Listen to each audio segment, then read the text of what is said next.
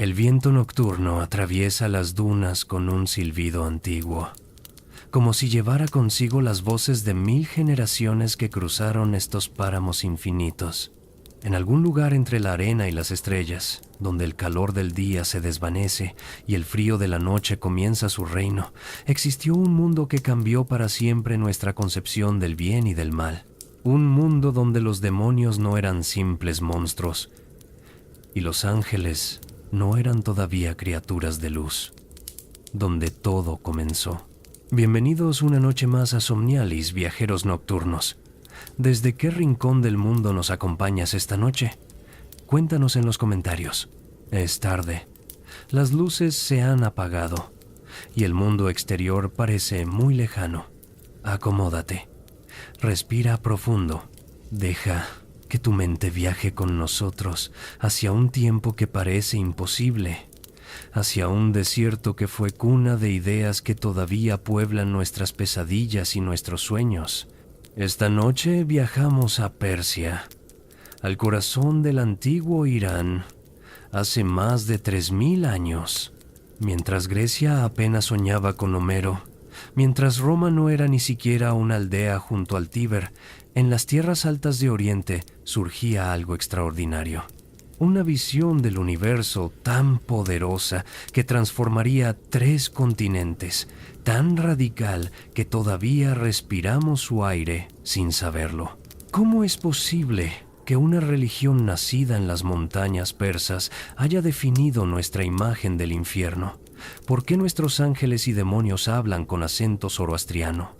¿De dónde viene esa batalla cósmica entre la luz y la oscuridad que permea el judaísmo, el cristianismo, el islam? Esta noche buscaremos respuestas en el silencio del desierto persa, donde todo comenzó.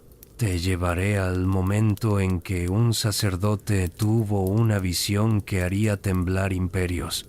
Escucharemos el eco de himnos cantados hace 30 siglos. Sentiremos el peso de decisiones que afectaron a millones. Conoceremos la historia del profeta Zaratustra, o Zoroastro, como lo conoció Occidente. El hombre que inventó el Apocalipsis, el que imaginó el paraíso y el infierno tal como los conocemos, el que nos enseñó que el universo es un campo de batalla y que cada uno de nosotros debemos elegir un bando. Cada palabra que escucharás esta noche está fundamentada en los textos de la Vesta, el libro sagrado zoroastriano, en las inscripciones de reyes aqueménidas talladas en piedra, en el testimonio de historiadores griegos que quedaron fascinados por esta fe extraña y poderosa, en la arqueología que ha desenterrado templos del fuego y altares bajo las estrellas. Así que cierra los ojos si puedes. Deja que las preocupaciones del día se disuelvan. Respira el aire nocturno de este desierto milenario y acompáñame, porque esta noche cruzaremos el puente entre 2 mundos, entre 2 maneras de entender el bien y el mal, entre lo que fuimos y lo que decidimos ser. Imagina una meseta inmensa bajo un cielo tan vasto que duele mirarlo. La meseta iraní, una tierra de extremos, donde el sol del verano convierte la arena en brasas y el invierno hace crujir las piedras de frío. Montañas que rasgan las nubes, desiertos que parecen no tener fin, y entre ellos, oasis verdes donde la vida se aferra con determinación casi divina. Hace más de 3500 años, mucho antes de que naciera el zoroastrianismo, estas tierras ya estaban habitadas. Los pueblos indoiranios habían llegado desde las estepas del norte en oleadas sucesivas, trayendo consigo caballos, carros de guerra y algo quizás más poderoso, sus dioses, dioses de la tormenta y el fuego. Deidades que exigían sacrificios de sangre, un panteón complejo de espíritus que habitaban cada montaña, cada río, cada llama. Estos pueblos eran primos lejanos de quienes migrarían hacia la India, llevando con ellos los himnos védicos. De hecho, sus lenguas eran tan similares que un sacerdote iranio y uno védico podrían haberse entendido mutuamente, reconociendo en las plegarias del otro ecos de sus propias oraciones. Compartían incluso nombres de dioses: Indra, el guerrero celestial; Mitra, el señor de los pactos; y una sustancia sagrada llamada Ahoma en persa, Soma en sánscrito, un elixir que prometía comunión con lo divino. Según las leyendas persas, estas eran las tierras donde habitó el primer hombre, creado por los dioses en un paraíso llamado Erjanem Vaeja, la extensión de los Arios, un lugar de ríos cristalinos y jardines eternos. Pero luego vino el invierno, un invierno cósmico enviado por las fuerzas del caos, y los humanos tuvieron que dispersarse, llevando consigo el fuego sagrado que nunca debía extinguirse. Podemos casi sentir el peso de esa responsabilidad, cada familia, cada clan, portando una llama, porque dejar que el fuego se apagara era dejar que la oscuridad triunfara.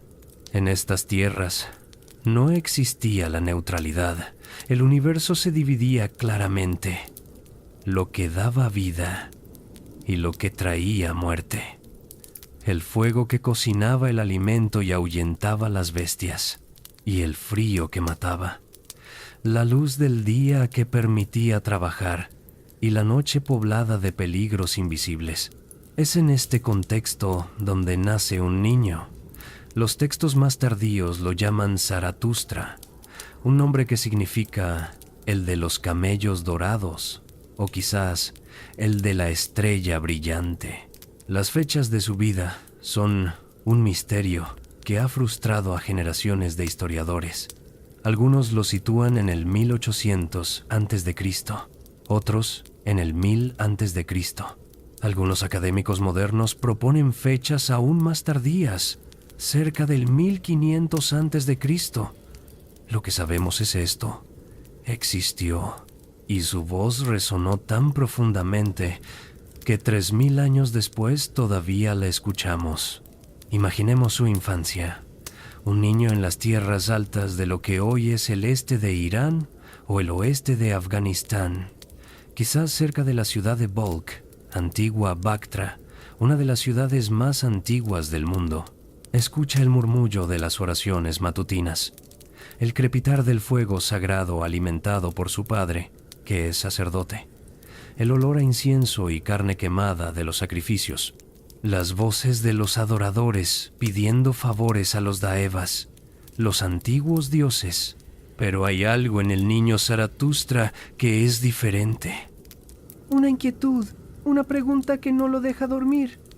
Si los dioses son buenos, ¿por qué existe tanto sufrimiento? Si son poderosos, ¿por qué no detienen el dolor, la injusticia, la muerte? Si son justos, ¿por qué los malos prosperan y los buenos sufren?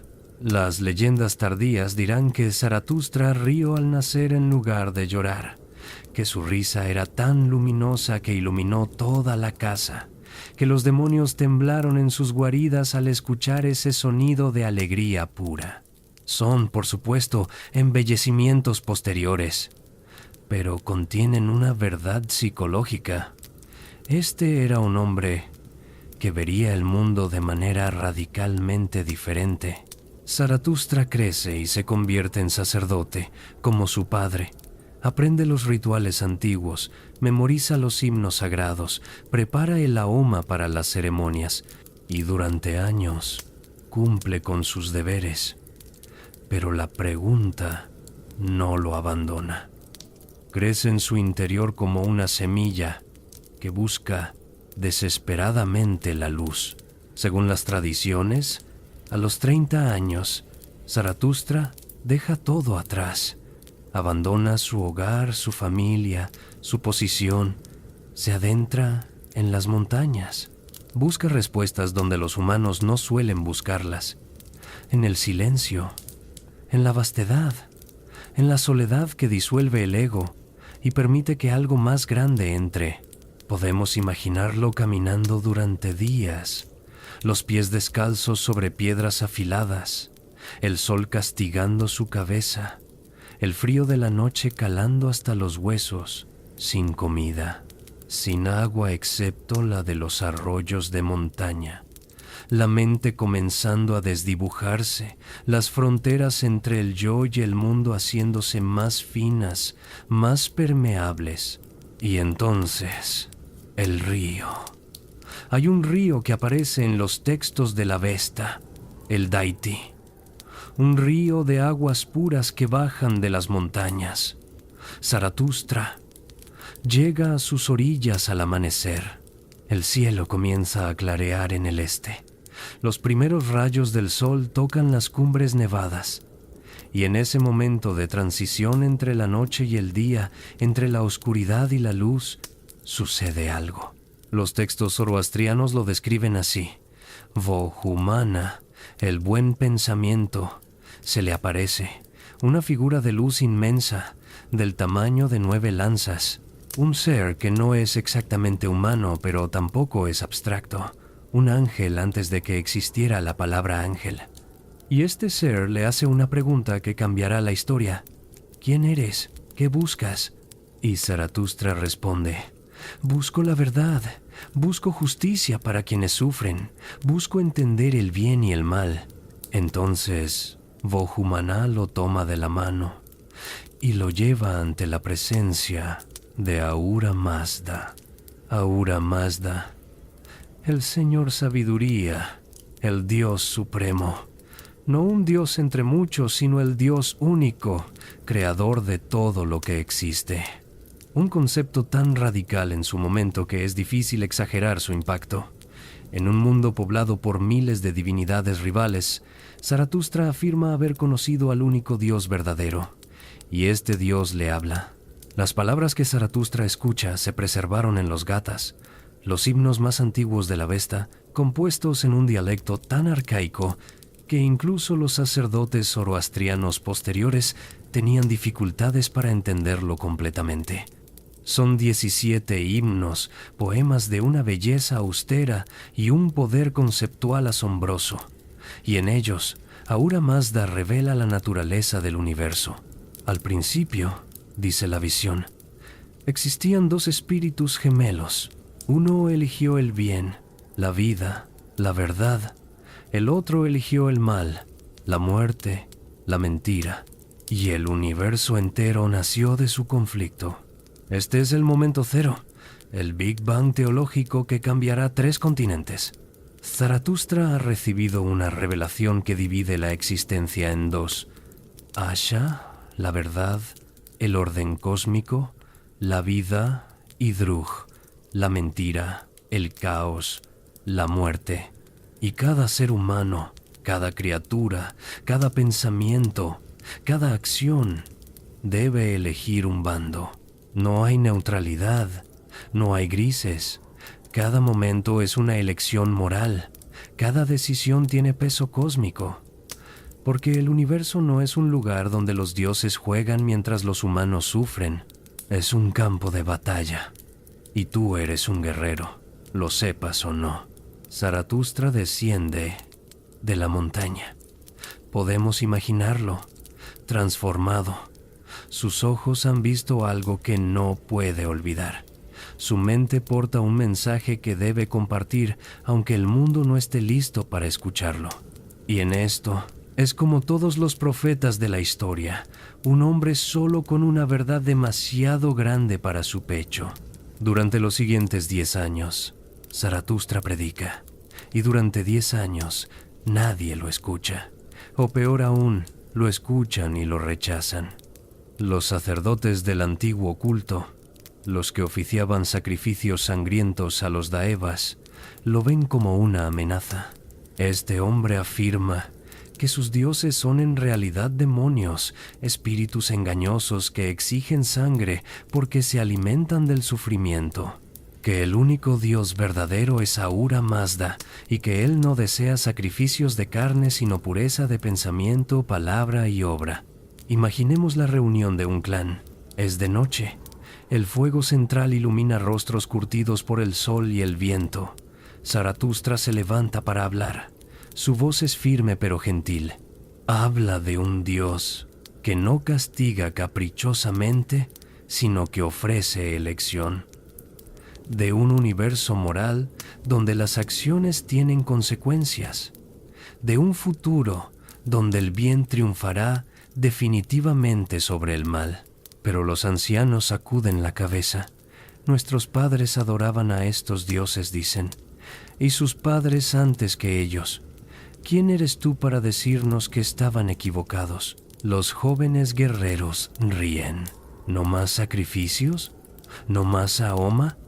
¿Qué clase de religión es esa? Las mujeres susurran entre sí.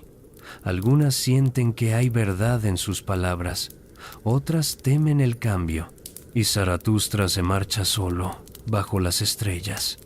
El desaliento debe haber sido terrible, haber visto la verdad absoluta y no poder hacer que otros la vean. Es uno de los tormentos humanos más profundos. La soledad del visionario. Los Gathas preservan ecos de esta frustración. Zaratustra pregunta a Ahura Mazda, ¿a qué tierra huir? ¿Dónde encontraré refugio? Se siente perseguido, incomprendido. La tradición dice que incluso tuvo que huir de su tierra natal, que los sacerdotes antiguos intentaron matarlo, que fue declarado hereje y blasfemo. Pero entonces, cuando todo parece perdido, llega el milagro de todo profeta, el primer converso.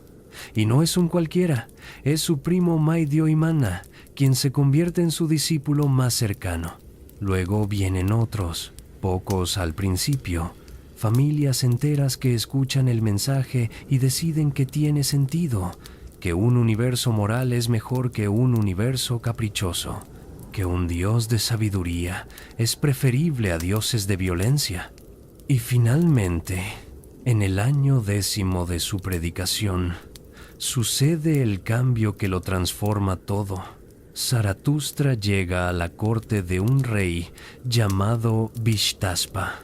No el famoso Histaspes, padre de Darío el Grande, que viviría siglos después, sino un rey local de Bactriana, una región en lo que hoy es Afganistán. Imaginemos el salón del trono. Vishtaspa es un hombre de mediana edad, cansado de las guerras tribales sin fin, de los sacrificios interminables que no parecen cambiar nada, de los sacerdotes que prometen pero no entregan. Zaratustra es llevado ante él. Un hombre de 40 años, flaco por el ayuno, pero con ojos que parecen contener fuego. «Habla», dice el rey. «He oído que predicas una nueva fe». Y Zaratustra habla durante horas, del Dios supremo que no necesita sangre sino justicia, de los Amesha Espentas, los santos inmortales, 6 emanaciones de Ahura Mazda que representan cualidades divinas. Buen pensamiento, mejor justicia, deseado dominio, devoción sagrada, integridad, inmortalidad. Habla del Frashokereti, la renovación maravillosa, el día final cuando el bien triunfará definitivamente y el mal será destruido para siempre. Habla del puente Chimbat, el puente del juicio que cada alma debe cruzar después de la muerte. Si has vivido justamente, el puente es ancho como una autopista y te lleva al paraíso. Si has vivido en la mentira, el puente se vuelve fino como el filo de una espada y caes al infierno. No hay sobornos a los dioses, no hay sacrificios que compren el perdón. Solo tus acciones, tus palabras, tus pensamientos. Y Vishtaspa escucha, y en algún momento durante ese largo discurso, algo cambia en su interior. Quizás es cansancio de lo antiguo, quizás es la genuina verdad del mensaje, quizás es pragmatismo político. Una nueva religión para unificar las tribus bajo su mando. Probablemente es todo eso junto. Me has convencido, dice el rey. Tu Dios será mi Dios. Tu verdad será mi verdad. Las crónicas zoroastrianas posteriores embellecerán este momento con milagros. Dirán que Zaratustra curó al caballo favorito del rey, que había quedado paralizado, que realizó prodigios que convencieron a la corte. Pero el verdadero milagro es más simple y más profundo. Un hombre cambió la mente de otro hombre con palabras, y ese segundo hombre tenía poder para cambiar un reino. La conversión de Vishtaspa marca el inicio de la era zoroastriana. De repente, Zaratustra no es un predicador errante, sino el consejero espiritual de un rey. Los templos del fuego comienzan a construirse, no como lugares de sacrificio sangriento, sino como santuarios de meditación y plegaria. El fuego arde perpetuamente, símbolo de la luz de Ahura Mazda, que nunca debe extinguirse en este mundo de oscuridad. Los sacerdotes zoroastrianos, los magi, desarrollan rituales nuevos. Ya no sacrifican animales a los daevas, que ahora son reconocidos como demonios, sirvientes de Angra Mainyu, el espíritu destructivo, el gran adversario de Ahura Mazda. En su lugar, ofrecen plegarias y himnos. Mantienen el fuego puro. Estudian la ley de Asha. Y comienza también algo nuevo en la historia humana. La idea de que la religión debe tener ética. Que no basta con realizar rituales correctamente. Que lo que importa es cómo tratas a otros seres humanos. Buen pensamiento, buena palabra, buena acción. Este se convierte en el mantra central del zoroastrianismo. 3 pilares simples, 3 principios que cualquiera puede entender. Un campesino trabaja su campo. Antes temía a los espíritus de la tierra. Hacía ofrendas para apaciguarlos. Ahora sabe que cultivar la tierra es sagrado en sí mismo, porque la agricultura es creación, es vida contra la muerte, es Sasha contra Drug. No necesita intermediarios. Él mismo es un guerrero en la batalla cósmica cada vez que planta una semilla. Una mujer cuida a sus hijos. Antes rogaba a diosas caprichosas por su salud. Ahora entiende que cuidar la vida, proteger lo vulnerable, es servir directamente a Ahura Mazda. Cada acto de amor es una victoria contra el caos. Un juez dicta sentencia. Antes podía ser sobornado porque los dioses no parecían preocuparse por la justicia humana. Ahora sabe que cada juicio injusto fortalece a Angra Mainyu, que será juzgado él mismo después de la muerte por sus propias decisiones. No puede esconderse. Esta es la revolución silenciosa que Zaratustra desató, una ética personal universalizable. La idea de que cada individuo es responsable de sus actos ante Dios y ante la creación entera. No hay castas que te salven. No hay rituales que borren la injusticia. Eres lo que haces. Los años pasan. Zaratustra envejece en la corte de Vishtaspa, respetado, rodeado de discípulos. Los gatas son memorizados y cantados. Nuevas generaciones crecen en la fe. Y lentamente, aldea por aldea, tribu por tribu, el zoroastrianismo se expande por las tierras altas de Irán, pero no sin resistencia. Las leyendas hablan de guerras religiosas. Los adoradores de los antiguos daevas no abandonan fácilmente sus dioses. Hay batallas, hay mártires. La tradición dice que el propio Zaratustra murió a los 77 años, asesinado mientras oficiaba ante el fuego sagrado por un sacerdote de la vieja religión. Un cuchillo en la espalda mientras rezaba. El profeta muriendo en el acto de adoración. Verdadero o no, el simbolismo es perfecto. Zaratustra se convierte en el primer mártir de su propia fe. Y como sucede tan a menudo en la historia, su muerte fortalece el movimiento más que su vida. Los discípulos se dispersan, llevando el mensaje más lejos. Nuestro maestro murió por la verdad. ¿No vale la pena vivir por ella? Durante los siguientes siglos, el zoroastrianismo se integra profundamente en el tejido de la sociedad irania. Se desarrolla una clase sacerdotal sofisticada. Los magi, que no solo son religiosos sino también astrónomos, matemáticos, consejeros de reyes. La palabra magia viene de ellos, aunque es un nombre engañoso. No practican hechicería, sino que estudian las leyes del cosmos, buscando entender la mente de Ahura Mazda reflejada en el orden de las estrellas. Imaginemos un templo del fuego en algún lugar de las montañas persas, digamos en el siglo VIII a.C. Es de noche. El fuego central arde en su altar, alimentado con madera de sándalo. Los sacerdotes visten túnicas blancas impolutas, porque la pureza ritual es esencial. Tienen cubierta la boca con tela, el padam, para no contaminar el fuego sagrado con su aliento. Uno de ellos, un joven llamado Artavasda, protector de la verdad, recita los gathas de memoria. Su voz es melodiosa, casi un canto.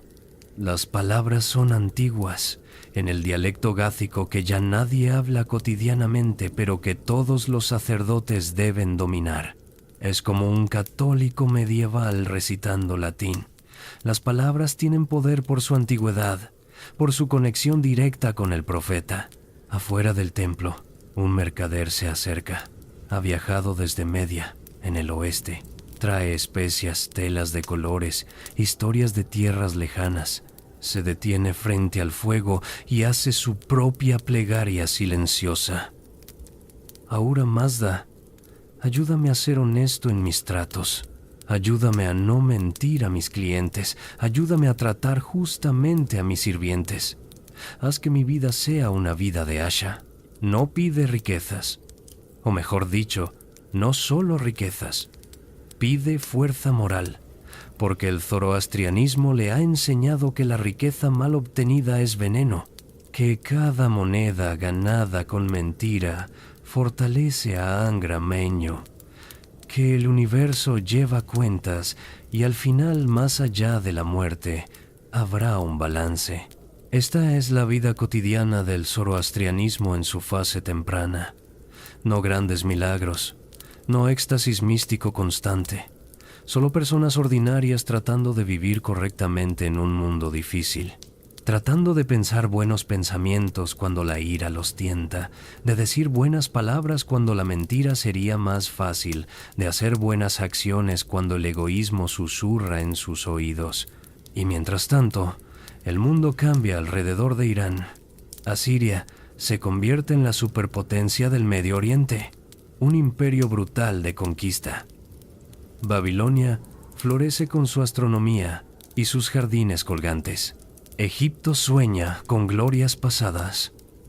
Y los pueblos iranios observan, aprenden, comercian, guerrean. Algunos sacerdotes zoroastrianos comienzan a escribir. Los gathas habían sido orales durante siglos, memorizados con precisión asombrosa. Pero ahora se componen nuevos textos. El Yasna, con sus 72 capítulos de liturgia, el Visperad, el Vendidad, el Código de Leyes de Pureza Ritual. Estos textos conformarán el Avesta, la escritura sagrada zoroastriana. Y en estos textos, la cosmología se vuelve más compleja. Ahura Mazda es asistido por los 6 Ameshaspentas. Debajo de ellos, los Yasatas, seres divinos que supervisan aspectos específicos de la creación. Mithra, guardián de los pactos y la luz del amanecer. Anaíta, diosa de las aguas puras. Berezragna, el victorioso en batalla. ¿Son dioses menores? ¿Son ángeles? La línea es borrosa. Son emanaciones de la divinidad suprema, aspectos del uno que aparecen como muchos. Y enfrente, el ejército de la oscuridad. Angra Mainyu, llamado también Ahriman, el espíritu destructivo, no es simplemente un ángel caído, es un principio cósmico, tan antiguo como Ahura Mazda mismo. Al principio existían ambos y eligieron caminos opuestos. Esta es la parte más perturbadora y fascinante del zoroastrianismo. El mal no es ausencia del bien, no es simplemente ignorancia o pecado humano. Es una fuerza activa, inteligente, que busca destruir la creación. Ahriman tiene sus propios ejércitos, los Daevas, que en el zoroastrianismo temprano eran los dioses antiguos, ahora reinterpretados como demonios. Indra, que en la India védica es un héroe divino, en Persia es un demonio de violencia y guerra injusta. Los Daevas representan vicios específicos, a Eshma la furia, a Kamana el mal pensamiento, Taromaiti la arrogancia. Cada virtud humana tiene su demonio opuesto. Un escriba zoroastriano llamado Manuchar escribe en una tablilla de arcilla: es el año 600 a.C. Asiria ha caído. Babilonia domina la región. Pero en las tierras altas de Irán algo nuevo está gestándose. Sirio el Grande aún no ha nacido, pero su imperio está a punto de emerger y el zoroastrianismo será su alma. Manuchar escribe sobre el Frashokereti, el fin de los tiempos. Describe cómo llegará un día en que un salvador nacerá de la semilla de Zaratustra, preservada milagrosamente en un lago sagrado. Será el Saushant, el que traerá beneficio. Resucitará a los muertos. Separará finalmente a los justos de los malvados. Habrá una batalla final entre las fuerzas de Ahura Mazda y las de Angra Mainyu. Y el bien triunfará. El mal será destruido. El universo será renovado, limpio, perfecto. Los justos vivirán en cuerpos incorruptibles, en un mundo sin muerte, sin dolor, sin mentira, para siempre. Esta es la primera vez en la historia humana que aparece claramente articulada la idea del apocalipsis. Otras culturas tenían mitos de destrucción cíclica. Los griegos hablaban de edades que venían y se iban. Los hindúes de kalpas infinitos. Pero Zaratustra introdujo algo diferente. Una historia con principio, desarrollo y fin definitivo. El tiempo tiene dirección. Y ese fin será victoria del bien, no repetición eterna. Es una idea tremendamente poderosa porque le da significado al sufrimiento. No sufres porque el universo sea caótico o porque los dioses sean caprichosos. Sufres porque estás en medio de una guerra cósmica y tus acciones importan para el resultado final. Cada vez que eliges el bien, aceleras el Frashokereti. Cada vez que eliges el mal, lo retrasas. Eres, literalmente, un guerrero del apocalipsis. Y entonces llega Ciro. Ciro el Grande, fundador del Imperio Aqueménida, conquistador de Babilonia, libertador de los judíos, uno de los hombres más influyentes que jamás hayan vivido. Y Ciro es zoroastriano.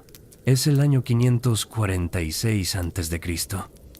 Ciro ha conquistado el mayor imperio que el mundo ha visto hasta ese momento, desde las costas de Turquía hasta las fronteras de India, desde las estepas de Asia Central hasta el Golfo Pérsico. Millones de personas bajo su dominio, docenas de culturas, lenguas, religiones, y Ciro hace algo extraordinario. No impone el zoroastrianismo, no destruye los templos de otros dioses, no fuerza conversiones. En el famoso cilindro de Ciro, un documento escrito en babilonio y encontrado en las ruinas de Babilonia, el rey proclama: reuní a todos sus habitantes y devolví sus moradas. Los dioses de Sumer y Akkad que Nabonido había traído a Babilonia, los devolví a sus lugares. Que todos los dioses que he devuelto a sus ciudades pidan diariamente ante Bel y Nabú por la prolongación de mis días. ¿Es esto zoroastrianismo? ¿Hablar de todos los dioses? Los sacerdotes persas debieron debatirlo intensamente, pero había una lógica zoroastriana en la tolerancia de Ciro. Ahura Mazda es el dios de la verdad. Forzar a alguien a adorarlo sería mentira. La elección debe ser libre. Además, todos los pueblos tienen alguna percepción de Asha, algún sentido del bien y el mal, aunque lo llamen por diferentes nombres. Imaginemos la corte de Ciro en Pasargada, su capital. Es un lugar impresionante, pero curiosamente modesto comparado con los palacios asirios o babilonios. Jardines en lugar de muros con relieves de batallas. Agua fluyendo en canales. Símbolo de pureza. Un templo del fuego arde constantemente, atendido por los magi. Un embajador griego llega, asombrado. ¿Dónde están las estatuas de los dioses?, pregunta. En Grecia, cada templo está lleno de imágenes divinas. Aquí solo hay fuego, un sacerdote persa le explica. Ahura Mazda no tiene forma. Es puro espíritu, pura sabiduría. Hacer una imagen de él sería limitarlo, degradarlo. El griego sacude la cabeza, confundido, pero registra la conversación. Y cuando los griegos comiencen a filosofar sobre la naturaleza de lo divino, cuando Platón hable del bien en sí mismo y Aristóteles del motor inmóvil, habrá ecos zoroastrianos en sus palabras. Bajo Ciro y sus sucesores, el zoroastrianismo se convierte en algo más que una religión local. Es la fe del imperio más grande de la tierra. Los magi viajan por los caminos reales persas, esos caminos impresionantes que conectan Susa con Sardes, con estaciones de relevo cada 30 kilómetros. Llevan consigo el fuego sagrado. Establecen templos en Babilonia, en Siria, en Anatolia. Y aquí sucede algo fascinante. El zoroastrianismo comienza a influir otras religiones. Los judíos exiliados en Babilonia son liberados por Ciro. Regresan a Jerusalén bajo protección persa. Y en los siglos siguientes, el judaísmo cambia. Los libros escritos después del exilio, particularmente el libro de Daniel y partes de Ezequiel, muestran conceptos que no aparecían antes en la tradición hebrea. Ángeles con nombres específicos, demonio con nombres específicos, una batalla cósmica entre el bien y el mal, un día de juicio final, resurrección de los muertos, un Mesías que vendrá a establecer el reino de Dios. ¿Es coincidencia? Los académicos lo debaten. Pero es difícil ignorar que estos conceptos aparecen precisamente cuando los judíos están bajo influencia cultural persa. Un sacerdote judío en Jerusalén, reconstruyendo el templo con fondos persas, supervisado por gobernadores persas, comerciando con mercaderes persas, debió conocer el zoroastrianismo y algunas de sus ideas debieron parecer correctas, verdaderas. Darío el Grande, sucesor de Ciro, es aún más explícito en su zoroastrianismo. En la famosa inscripción de Beistún, tallada en un acantilado en 3 idiomas para que todo el imperio pueda leerla, Darío proclama: un gran dios es Ahura Mazda, quien creó esta tierra, quien creó el cielo, quien creó al hombre, quien hizo rey a Darío. Por la gracia de Ahura Mazda, soy rey. La inscripción lista a sus enemigos como seguidores de Drug, la mentira. Darío no conquista por ambición, sino como agente de Asha, restaurando el orden cósmico contra el caos. Es una justificación teológica del imperialismo, cierto, pero también revela cuán profundamente el zoroastrianismo había penetrado la cosmovisión persa. La vida diaria en el imperio persa está impregnada de esta visión del mundo. Cada mañana cuando el sol sale no es simplemente un fenómeno natural, es una victoria diaria de la luz sobre la oscuridad. Los persas se vuelven hacia el este y oran. Cada ocaso es una batalla perdida temporalmente. La noche es el tiempo de Ahriman, cuando los demonios caminan más libremente. Una familia persa en Susa se despierta al alba. El padre enciende una pequeña lámpara de aceite de su propio fuego doméstico, descendiente del fuego sagrado. Toda la familia se lava ritualmente, porque el agua pura es sagrada. Se visten de blanco si pueden permitírselo. Recitan juntos la oración matutina, un extracto de los Gathas. Le piden a Ahura Mazda fuerza para enfrentar el día, fuerza para elegir bien. El padre es un juez. Irá a la corte a escuchar casos. El peso de sus decisiones es enorme. Cada juicio corrupto es una victoria para Ahriman. Cada juicio justo, aunque lo haga impopular, es una victoria para Ahura Mazda. No hay neutralidad moral. La madre supervisa la casa y los sirvientes. Debe tratarlos bien, porque aunque sea de clase más alta, todos son criaturas de Ahura Mazda. La crueldad innecesaria es pecado. La amabilidad es virtud. Cuida también del perro de la familia, porque los perros son criaturas especialmente sagradas en el zoroastrianismo, guardianes contra los espíritus malignos, compañeros leales del hombre. Los hijos van al templo del fuego a aprender. Un sacerdote les enseña no solo religión, sino matemáticas, astronomía, ética. Les cuenta historias de héroes zoroastrianos que eligieron la verdad aunque les costara la vida. De Jamshid, el rey legendario que trajo la civilización. De Kaveh, el herrero que se rebeló contra el tirano. Historias que enseñan que el coraje moral es la más alta virtud. Y en todo el imperio, en cientos de templos del fuego, las llamas arden constantemente, nunca apagadas. Símbolo de la presencia continua de Ahura Mazda en un mundo que Ahriman trata de destruir. Los magi las cuidan con reverencia, añadiendo madera santa, recitando oraciones. El fuego debe mantenerse puro, no contaminado con combustibles impuros. Este es el apogeo. Este es el momento cuando el zoroastrianismo no es solo una fe, sino una civilización. Cuando sus valores dan forma a leyes, arquitectura, arte, gobierno. Cuando millones de personas despiertan cada día y piensan, ¿cómo puedo servir a Asha hoy? ¿Cómo puedo ser un guerrero de la luz? Pero ningún apogeo dura para siempre. Y el zoroastrianismo, como toda religión que se convierte en religión de Estado, comienza a enfrentar tensiones. Primera tensión, la pureza ritual versus la esencia ética. Recordemos que Zaratustra había rechazado los rituales sangrientos y las obsesiones rituales de la vieja religión.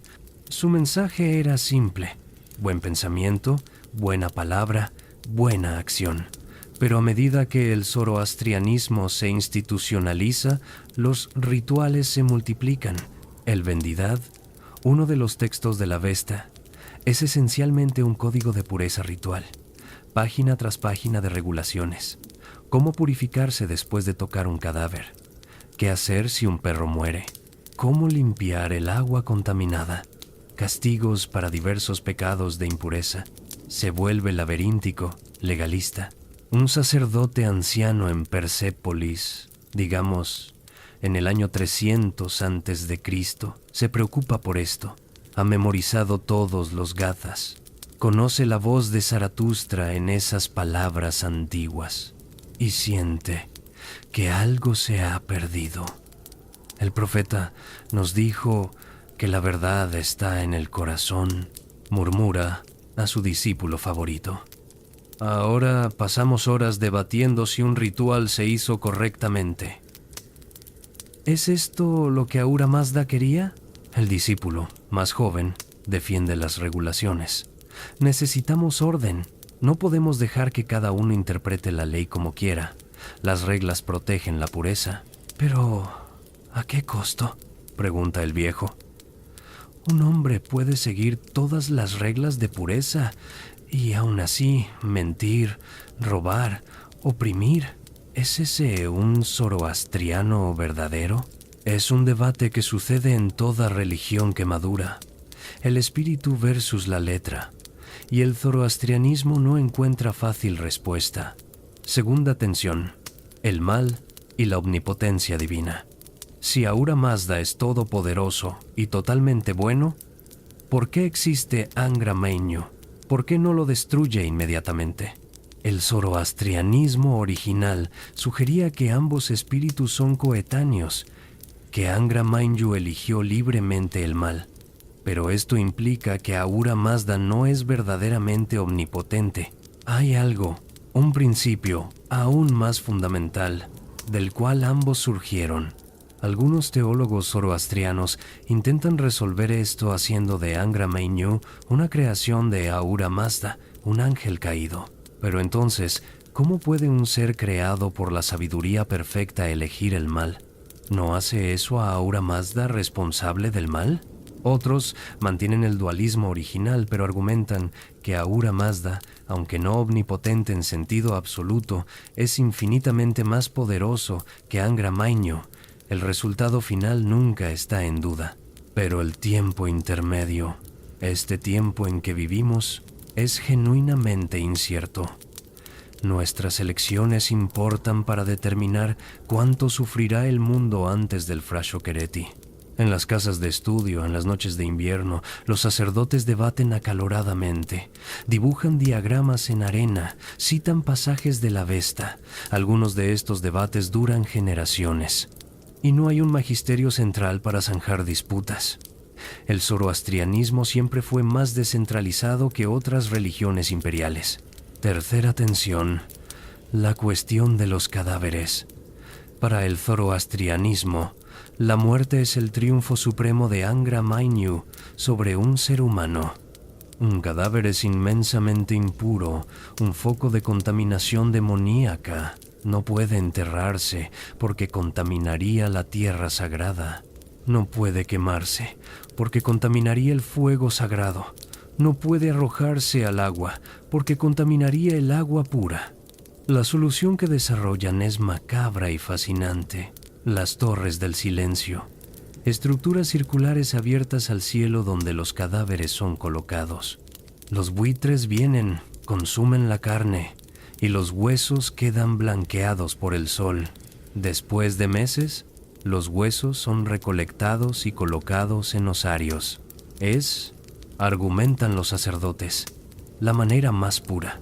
Los buitres, criaturas del aire, que no están contaminadas como la tierra o el agua, hacen el trabajo de purificación. Pero imaginemos el trauma psicológico. Una madre persa acaba de perder a su hijo de 5 años por fiebre. Está destrozada y, según la ley, no puede tocar el cuerpo de su niño. Profesionales especiales, los nasasalars, personas que han aceptado la tremenda impureza como su profesión, cargan el cuerpecito a la Torre del Silencio. Ella no puede seguir, no puede despedirse, no puede acompañar a su hijo. En la soledad de su casa, llora. ¿Es esto lo que Ahura Mazda quiere? ¿Que no pueda abrazar a mi hijo muerto? Una vecina, también zoroastriana, intenta consolarla. El cuerpo no es tu hijo, su Fravashi, su alma eterna. Ya cruzó el puente Chimbat. Está en el paraíso de Ahura Mazda. Lo que dejó atrás es solo carne, dominio de Angra Mainyu. Pero el consuelo teológico no siempre alcanza para sanar el dolor humano. Y en este tipo de momentos, algunos persas comienzan a dudar, comienzan a mirar a otras religiones donde los rituales funerarios permiten más cercanía con los muertos, donde puedes llorar sobre la tumba de tu hijo. Cuarta tensión, la cuestión de la conversión. El zoroastrianismo se vuelve, con el tiempo, cada vez más étnico. Inicialmente, en los días de Zaratustra, cualquiera podía convertirse. Era cuestión de elección, de decidir seguir Asha. Pero a medida que se convierte en la religión del imperio persa, comienza a asociarse más estrechamente con ser persa. ¿Puede un griego ser zoroastriano? ¿Un egipcio? ¿Un babilonio? Teológicamente, no hay razón por la que no. Ahura Mazda es el dios de toda la humanidad, no solo de los persas. Pero culturalmente, las barreras son altas. Los rituales requieren conocimiento del avéstico, la lengua sagrada. Los templos del fuego son administrados por familias sacerdotales persas. Un extranjero que quisiera convertirse enfrentaría suspicacia, incluso rechazo. Esta ambigüedad será problemática en el futuro. Hará difícil que el zoroastrianismo compita con religiones universalistas como el budismo, el cristianismo, el islam. Pero en este momento, bajo el imperio aqueménida, no parece un problema. El imperio es poderoso. El zoroastrianismo es su fe. ¿Qué podría cambiar eso?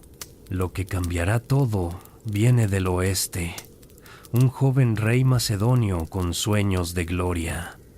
Alejandro Magno, como lo conocerá la historia. Y para el zoroastrianismo, Alejandro es una catástrofe. Es el año 330 a.C. Alejandro cruza el Helesponto con su ejército. Derrota al emperador persa Darío III en Isos. Conquista Siria y Egipto. Y luego se vuelve hacia el corazón de Persia. En Persépolis, la capital ceremonial, la ciudad de los palacios, hay pánico. Los sacerdotes zoroastrianos mueven documentos, textos de la Avesta escritos en pieles de buey. Algunos son enviados a templos remotos en las montañas, otros son escondidos. Hay rumores terribles sobre Alejandro. Dicen que quema templos, que mata sacerdotes, que es un enviado de Ahriman. Un mago anciano llamado Aturpad se niega a huir. He servido este fuego durante 50 años, dice. No lo abandonaré ahora. Sus discípulos lloran, le ruegan que escape, pero él permanece, alimentando la llama, recitando los gatas mientras el ejército macedonio se acerca. Alejandro entra en Persépolis en el 330 a.C. Inicialmente es relativamente civilizado. Toma el tesoro imperial, millones de talentos en oro y plata acumulados por generaciones. Pero no destruye la ciudad. Aún no. Luego, meses después, hay un banquete. Alejandro está borracho. Sus generales también. Una cortesana ateniense llamada Thais, amante de uno de sus generales, le hace un desafío. ¿Vengará Grecia por la invasión de Jerjes? ¿Quemarás Persépolis como Jerjes quemó Atenas? Y en su borrachera, Alejandro toma una antorcha. Sus hombres lo siguen. Y el palacio arde. Los cedros del Líbano, traídos a través de 1500 kilómetros, se convierten en cenizas. Los relieves en piedra se agrietan con el calor. Y el fuego sagrado del templo central, que ha ardido sin interrupción durante 200 años, se apaga en el caos. Aturpad, el anciano sacerdote, muere en las llamas. Sus últimas palabras, según la leyenda, son una oración. Ahura Mazda, protege tu verdad. Aunque yo perezca, que Asha sobreviva. El incendio de Persépolis es un trauma del que el zoroastrianismo nunca se recuperará completamente. Es más que la destrucción de edificios, es la profanación del centro simbólico de la fe. Es la demostración brutal de que el imperio de la luz puede caer ante conquistadores que no reconocen a Ahura Mazda. Algunos sacerdotes zoroastrianos interpretan la conquista de Alejandro como un evento apocalíptico. ¿Es este el tiempo del fin? La batalla final entre Ahura Mazda y Angra Mainyo. ¿Es Alejandro el Daaka, el dragón de 3 cabezas de la profecía, que vendrá a destruir el mundo antes de que el Saoshyant lo salve? Pero no. Alejandro no es el anticristo zoroastriano. Es simplemente un conquistador humano con ambiciones humanas.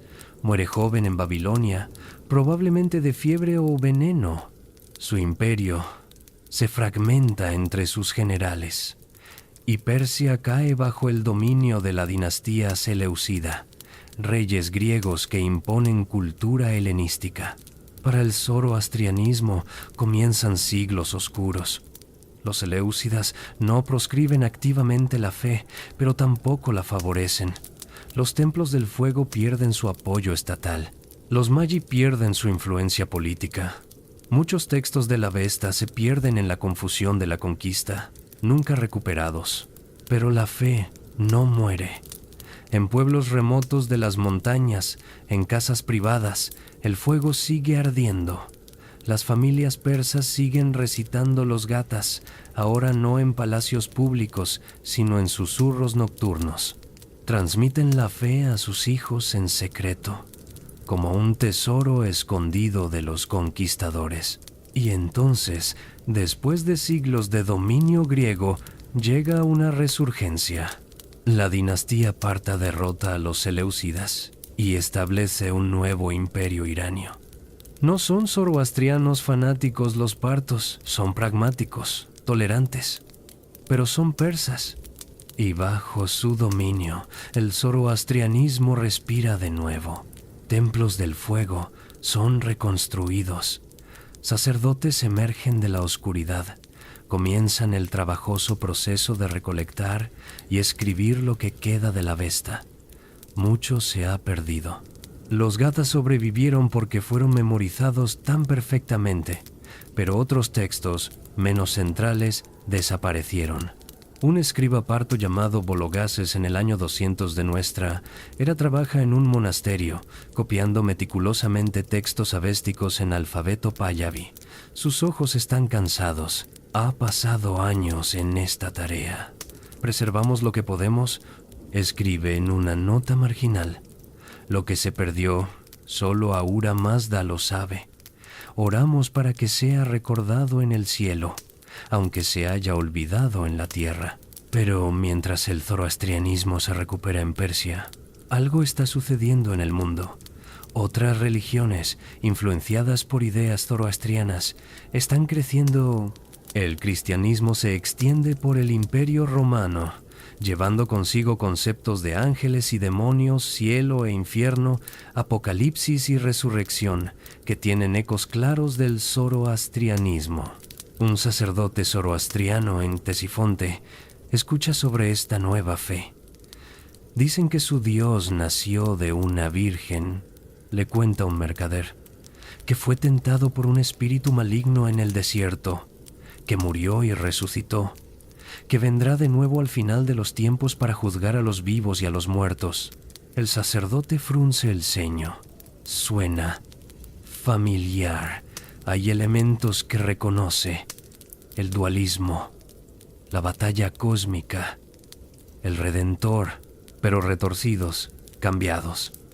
¿Y este Dios, pregunta, permite que lo representen en imágenes? El mercader asiente. Tienen iconos, estatuas. El sacerdote sacude la cabeza.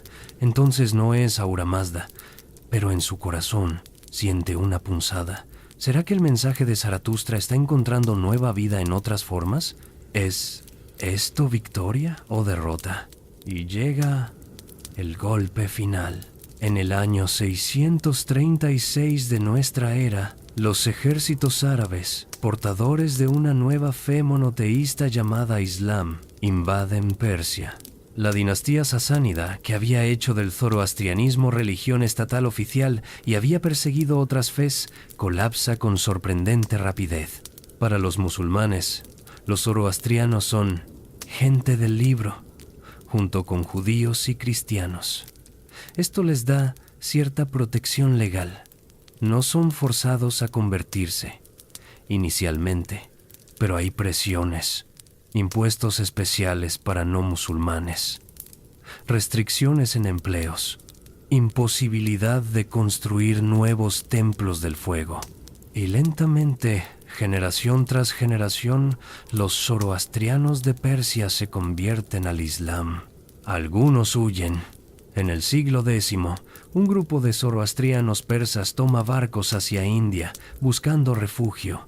Llegan a Gujarat y piden asilo al rey local. Según la leyenda, el rey les muestra un vaso de leche lleno hasta el borde, significando: mi reino está lleno, no hay lugar. El líder zoroastriano añade una cucharada de azúcar a la leche. Se disuelve sin hacer que se derrame. Así seremos nosotros, dice. Nos mezclaremos sin desbordar. Endulzaremos tu reino sin molestarte. El rey concede asilo. Estos zoroastrianos en India se conocerán como Parsis y serán los principales guardianes de la fe durante los próximos 1000 años. Hoy quedan menos de 200.000 zoroastrianos en el mundo. Una fe que una vez dominó el imperio más grande de la tierra es ahora una minoría diminuta. Hay comunidades parsis en India y Pakistán. Algunos zoroastrianos en Irán enfrentando discriminación ocasional, comunidades de diáspora en Norteamérica, Europa, Australia, pero su influencia, su influencia es infinitamente mayor que sus números. Cada vez que un cristiano habla del diablo como un enemigo personal de Dios, está usando teología zoroastriana. Cada vez que un musulmán menciona el puente Sirat que las almas deben cruzar después de la muerte, está echando eco del Chimbat. Cada vez que un judío espera al Mesías que vendrá al fin de los tiempos, está heredando el concepto del Saoshyant. El apocalipsis cristiano, con sus ángeles y demonios batallando, su dragón escarlata, su juicio final, su nueva Jerusalén donde no habrá más muerte ni dolor, es fundamentalmente zoroastriano en estructura. Juan de Patmos quizás nunca supo de Zaratustra, pero las ideas habían viajado, mutado, encontrado nuevo hogar en nuevas religiones. Incluso conceptos aparentemente modernos tienen raíces zoroastrianas. La idea del progreso moral de la humanidad, la historia moviéndose hacia un fin mejor, es zoroastriana. Civilizaciones anteriores veían el tiempo como cíclico o degenerativo. Solo el zoroastrianismo imaginó un universo donde el bien finalmente triunfará de manera absoluta y permanente. La división entre religiones proféticas y religiones no proféticas. El judaísmo, el cristianismo, el islam son religiones de revelación, donde Dios habla a través de profetas.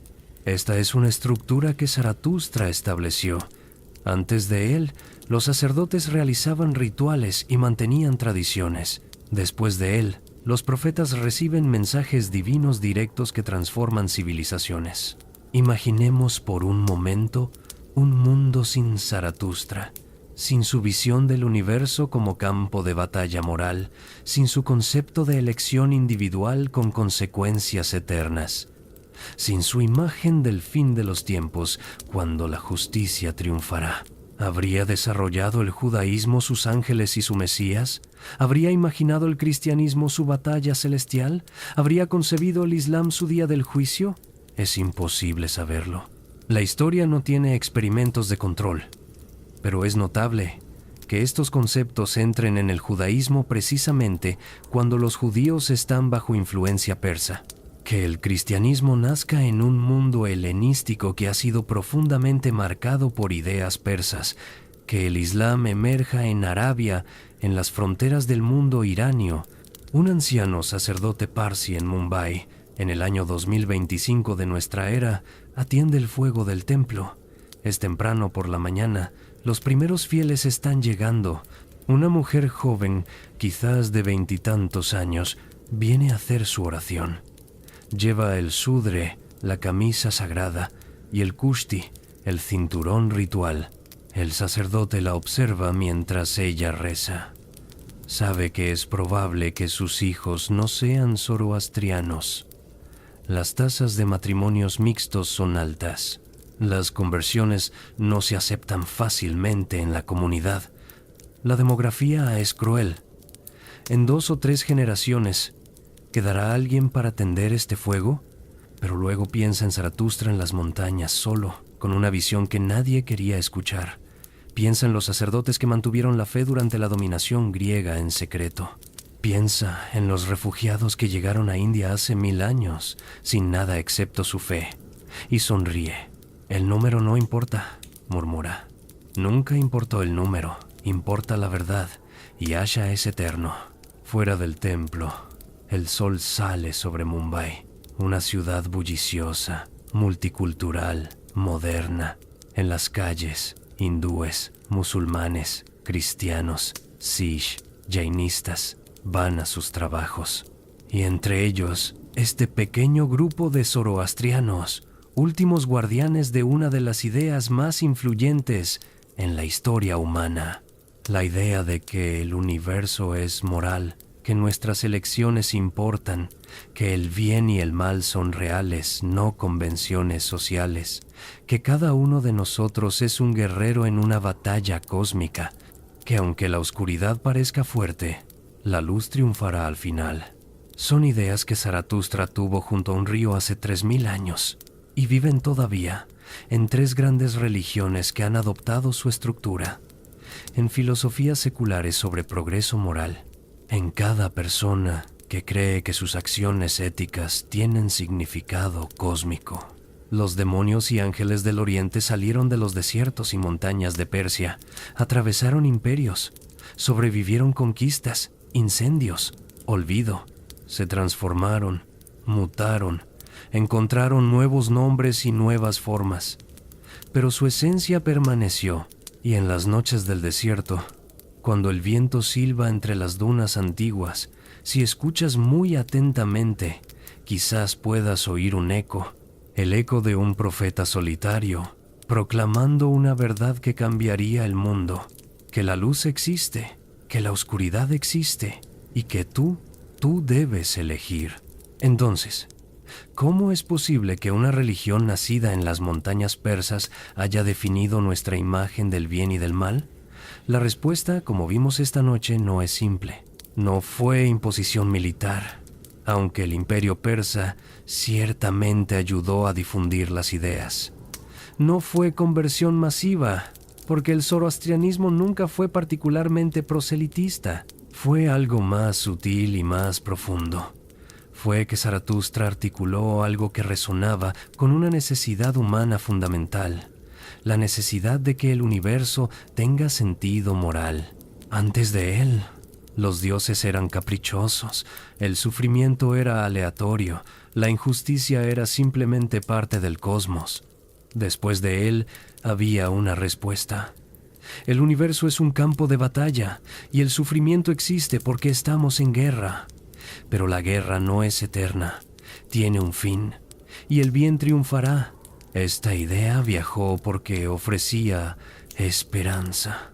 No una esperanza pasiva de que algún Dios poderoso arreglaría todo, sino una esperanza activa. Tus acciones importan. Cada vez que eliges la verdad sobre la mentira, la compasión sobre la crueldad, la vida sobre la muerte, estás peleando en el bando correcto, y al final no habrá sido en vano. Otras religiones vieron esta estructura y la adoptaron, la adaptaron, la hicieron suya. Los judíos la integraron en su concepto del Dios único que hablaba a través de profetas. Los cristianos la dramatizaron con la historia de Jesús, el guerrero de la luz que derrota a la muerte misma. Los musulmanes la simplificaron en la sumisión a la voluntad de Alá contra las fuerzas del Shaitán. Y aunque el zoroastrianismo mismo se convirtió en una fe minoritaria, sus hijos espirituales conquistaron el mundo. Hoy, más de la mitad de la humanidad practica religiones cuya teología tiene ADN zoroastriano. Cada vez que alguien habla de ángeles y demonios, cada vez que alguien espera un fin de los tiempos, cada vez que alguien cree en un juicio después de la muerte, está pensando con categorías que Zaratustra ayudó a crear. ¿Significa esto que el zoroastrianismo es verdadero y las otras religiones son simplemente copias? No, no es tan simple. La verdad religiosa no funciona como la verdad matemática, pero significa que Zaratustra tocó algo real en la experiencia humana, algo sobre cómo sentimos que el mundo debería ser, incluso cuando no es así. La lección que yo encuentro en esta historia es sobre el poder de las ideas. Zaratustra no tenía ejércitos, no tenía riqueza, pasó 10 años predicando antes de que alguien lo escuchara realmente. Y sin embargo, su idea sobrevivió. Sobrevivió a imperios, sobrevivió a conquistas, sobrevivió al casi completo desaparecimiento de su propia religión, porque las ideas no necesitan templos para sobrevivir, no necesitan sacerdotes o rituales, necesitan solo una cosa: resonar con algo verdadero en el corazón humano. Y la idea de Zaratustra, en su núcleo más simple, es esta: importas. Tus elecciones importan. El universo no es indiferente a si eliges el bien o el mal. Y al final, aunque el camino sea largo y doloroso, el bien triunfará. Es una idea que necesitamos hoy tanto como la necesitaban en las montañas de Persia hace 3000 años, quizás más. Así que cuéntame en los comentarios, ¿qué aspecto de esta historia te resonó más? ¿Fue la soledad de Zaratustra en las montañas, buscando respuestas? ¿Fue el trauma de la conquista de Alejandro y cómo la fe sobrevivió? ¿O quizás la idea de que cada acción nuestra es parte de una batalla cósmica entre luz y oscuridad? Me encantaría saber qué llevaste de este viaje nocturno por el desierto persa. Y si hay otros temas históricos que te gustaría que exploráramos juntos en futuros episodios, déjamelo saber. Hay tantas historias olvidadas esperando ser contadas, tantas voces del pasado que merecen ser escuchadas de nuevo. Si este viaje te ha acompañado esta noche, si has aprendido algo nuevo, si te ha hecho pensar sobre las raíces de tus propias creencias o las de tu cultura, considera suscribirte a Somnialis. Cada semana exploramos nuevos horizontes del pasado humano, buscando entender cómo llegamos a ser quienes somos. Porque conocer el pasado no es solo curiosidad histórica, es entendernos a nosotros mismos más profundamente. Y ahora es tarde o temprano, dependiendo de dónde estés. Las estrellas brillan sobre nosotros como brillaron sobre Zaratustra cuando tuvo su visión. El viento nocturno aún susurra a través de las dunas persas, llevando ecos de oraciones antiguas. En algún lugar, en Mumbai, en Teherán, en Toronto, un fuego sagrado arde todavía, tendido por manos que mantienen viva una tradición de 3 milenios. Recuerda el mensaje central mientras te deslizas hacia el sueño. El universo es un campo de batalla, pero no una batalla que otros pelean por ti. Es tu batalla, cada día, cada decisión. Buen pensamiento, buena palabra, buena acción. Tan simple, tan difícil, tan necesario. El viento nocturno atraviesa las dunas con un silbido antiguo. Y en ese silbido, si escuchas con atención, hay una promesa. La promesa que Ahura Mazda le hizo a Zaratustra. La promesa que el zoroastrianismo le hizo al mundo. Al final, después de toda la oscuridad, después de todo el sufrimiento, después de toda la batalla, la luz triunfará. Duerme con esa certeza esta noche. Duerme sabiendo que cada elección buena que haces, por pequeña que sea, es una victoria contra la oscuridad. Duerme sabiendo que formas parte de una historia que comenzó hace 3000 años y que continúa todavía. Hasta entonces, buenas noches desde Somnialis. Que el pasado te enseñe, que el presente te desafíe y que el futuro te inspire. Duerme bien, guerrero de la luz. El amanecer llegará, siempre llega.